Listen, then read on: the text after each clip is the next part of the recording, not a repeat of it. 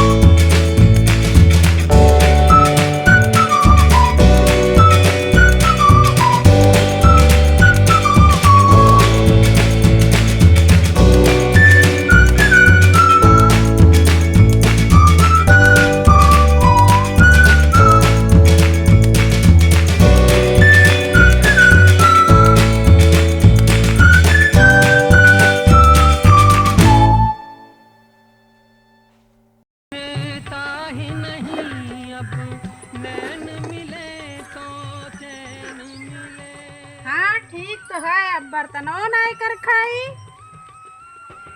कर खा मजहूब ना पड़े ना चूल्हे फूके पड़े। नहीं चलित है, बहुत चूल्हा फुकाए।